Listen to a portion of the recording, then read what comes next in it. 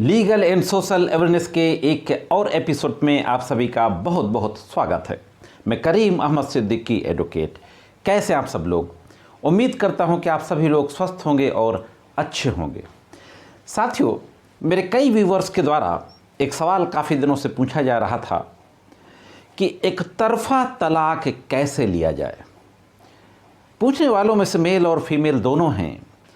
कई बार कई फीमेल्स के द्वारा पूछा जाता है कि पति से एक तरफा तलाक कैसे लें।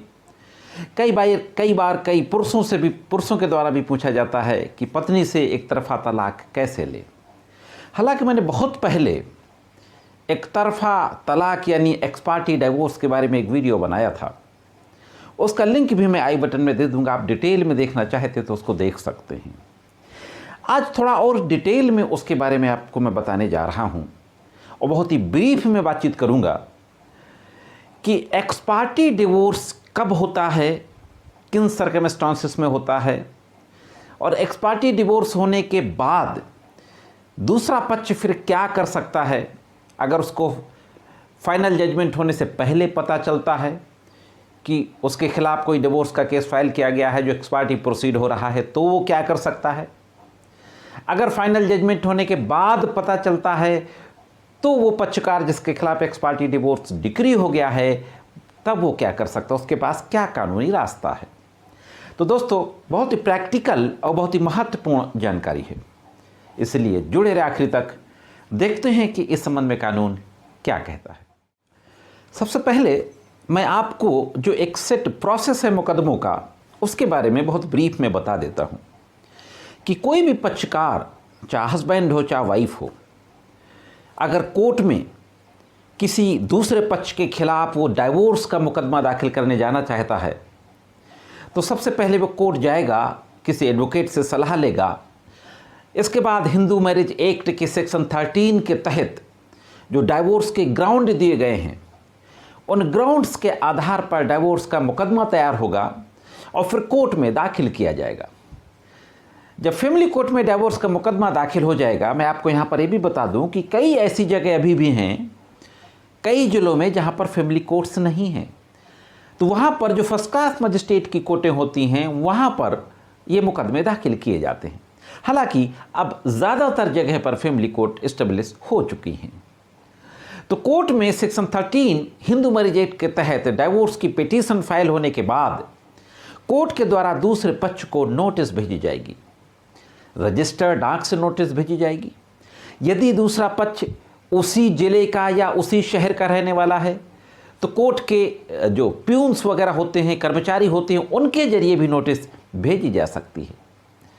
पुलिस वगैरह के जरिए भी नोटिस भेजने के लिए एप्लीकेशन कोर्ट में दी जा सकती है। हालांकि कोविड के दौरान कई ऐसे जजमेंट्स भी आए थे कि ईमेल के माध्यम से, व्हाट्सएप के माध्यम से भी नोटिस भेजी जा सकती है। नोटिस भेजने के बाद आगे क्या होता है, इस पर भी एक नज़र डाल लेते हैं।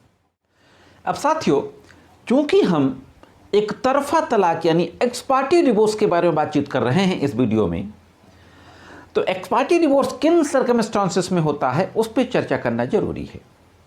कोर्ट जब दूसरे पक्ष को नोटिस भेजेगी, एक बार भेजेगी, दो बार भेजेगी, तीसरी बार भेजेगी, इसके बाद भी अगर दूसरा पक्ष न्यायालय में हाजिर नहीं होता है और कोर्ट को यह लगता है कि उसको जानकारी मिल चुकी है, वो जानबूझ के न्यायालय में हाजिर नहीं हो रहा है, तो फिर कोर्ट उस व्यक्ति के विरुद्ध जिसके विरुद्ध तलाक का मुकदमा दाखिल किया गया है, पत्रावली में तामीला पर्याप्त मान लेगी।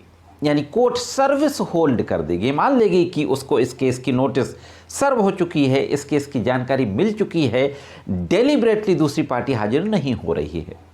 सर्विस मानने के बाद एक मौका उसको ऑब्जेक्शन का दिया जाएगा। इसके बाद भी अगर दूसरा पक्ष न्यायालय में नहीं आता, तो केस को एक्स पार्टी प्रोसीड करने का ऑर्डर पारित कर दिया जाता है। एक्स पार्टी का सीधा सा मतलब होता है कि एक पक्ष की बात को सुन के फैसला कर देना। तो कोर्ट ऑर्डर कर देती है कि अब इस मामले को एक्स पार्टी प्रोसीड किया जाएगा, यानी जिस व्यक्ति ने दाखिल किया है सिर्फ उसकी बात सुनी जाएगी और आगे बढ़ जाएगा। इसके बाद केस एविडेंस पे फिक्स हो जाएगा। जिस व्यक्ति ने केस दाखिल किया है उसकी एविडेंस होगी। एफिडेविट में एविडेंस होती है फैमिली कोर्ट में, चाहे मेंटेनेंस का केस हो, चाहे डिवोर्स का केस हो, चाहे विदाई का मुकदमा हो, सेक्शन 9 हिंदू मैरिज एक्ट, इन सभी में एफिडेविट की फॉर्म में एविडेंस फाइल होती है।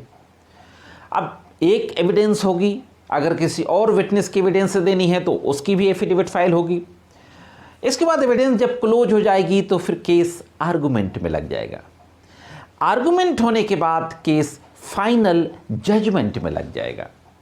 अब फाइनल जजमेंट के बाद फिर क्या होता है, और अगर फाइनल जजमेंट के पहले दूसरा पक्ष आ गया तो फिर क्या हो सकता है, इस संबंध में भी एक नज़र डाल लेते हैं। साथियों, माना कि केस फाइनल जजमेंट पे फिक्स हो गया, एक्स पार्टी जजमेंट पे, लेकिन दूसरे पक्ष को कहीं से पता चल गया कि उनके खिलाफ ये केस दाखिल हुआ, एक्स पार्टी जजमेंट पे लगा है, तो दूसरा पक्ष आएगा और एक्स पार्टी ऑर्डर को सेट असाइड करने की एप्लीकेशन देगा सीपीसी के तहत।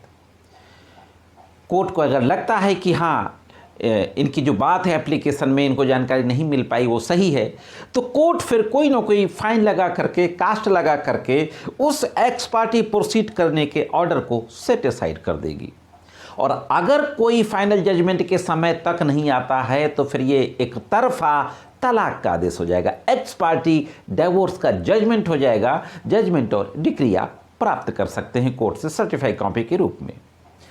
अब एक्स पार्टी डिक्री हो गई डिवोर्स की, इसके कुछ समय के बाद पता चलता है दूसरे पक्ष को, तो भी वो कोर्ट में आएगा और रेस्टोरेशन फाइल करेगा। रेस्टोरेशन फाइल करेगा, उस एक्स पार्टी जजमेंट को सेटिसाइड करने के लिए प्रेयर करेगा। कोर्ट अगर कन्विंस हो जाएगी तो एक्स पार्टी जजमेंट को सेटिसाइड कर देगी। सेटिसाइड करने के बाद फिर से वही ओरिजिनल फाइल चलने लगेगी जो डाइवोर्स की दाखिल हुई थी।